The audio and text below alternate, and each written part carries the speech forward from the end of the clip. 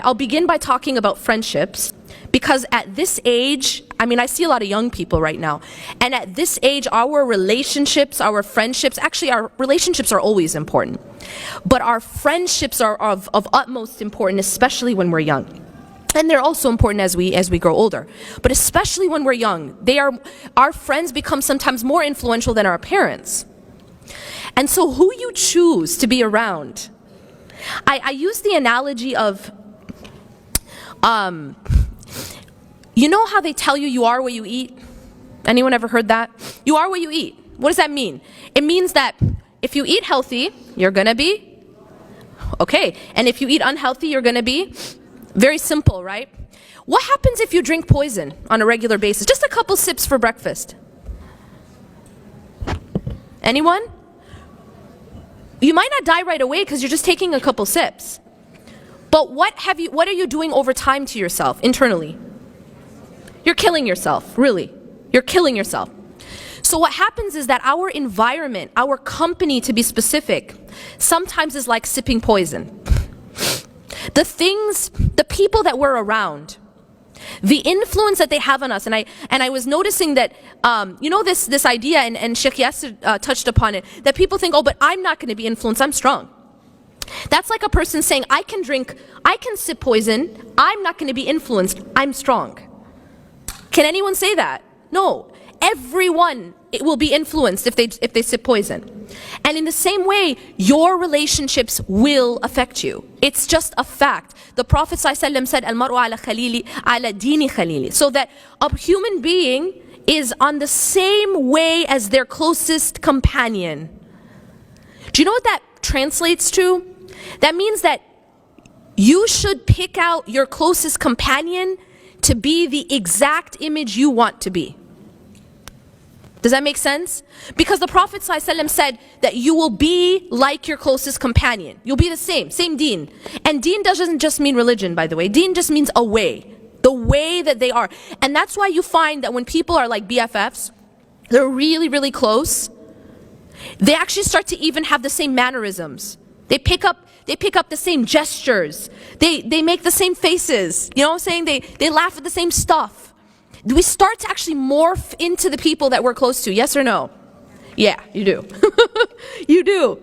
You just start to become almost like the same person. This is what the Prophet ﷺ, he understood psychology before there was something called psychology, right?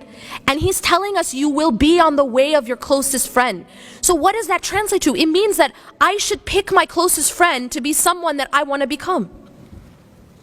And if your closest friend is not someone you want to become, then you need to sort yourself out. Because you become that person.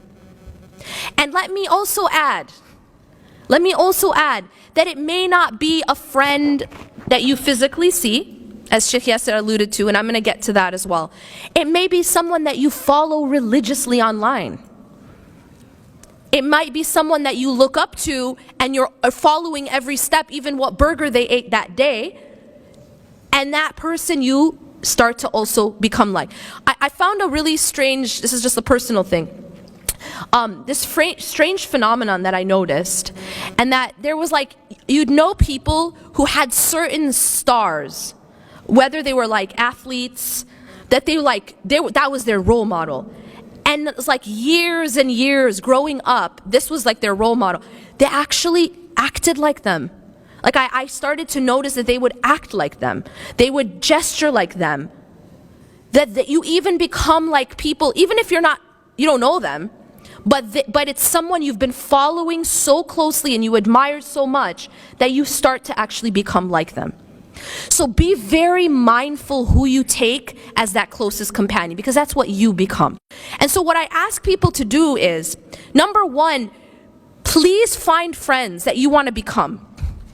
And that person that you take closest to you, make sure it's someone you admire and someone that's actually going to help you furnish that home that you're going to. Not someone who's going to come with a torch and burn it down for you. There are friends who actually are burning that house for you. You guys feel me, or you don't feel me at all? You feel me? They're actually the ones burning that house down. But guess what? You're the one who's going to have to go. Nobody comes to your grave with you. You go by yourself to your grave. And if your friend is the one who helped you burn it or burn that home, you're stuck with it. And this is the reason why the people of hellfire, one of their biggest regrets is going to be, I wish I had not taken so-and-so as a friend. I wish I had not taken so-and-so as a friend. Because the problem is, our friendships, our companionship affects us deeply. And it either helps us build and furnish that home, or it helps us burn it down.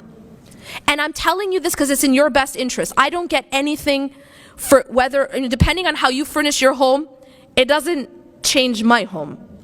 Because even the Prophet ﷺ is not held accountable for the result. So what about me? I don't know nothing. Only thing that I am doing right now is telling you what's in your best interest. And I'm just trying to help you. But see, you have to go there alone. Your mom can't go with you, your friend can't go with you. And so it's really all about how you build your own home, your final home. And believe me, your friends have a big part to play in that. And then later on, who you take as your spouse. Because this is going to become your closest companion at one point. Be very, very mindful that it's someone who's going to help you build that home, not someone who's going to burn it down.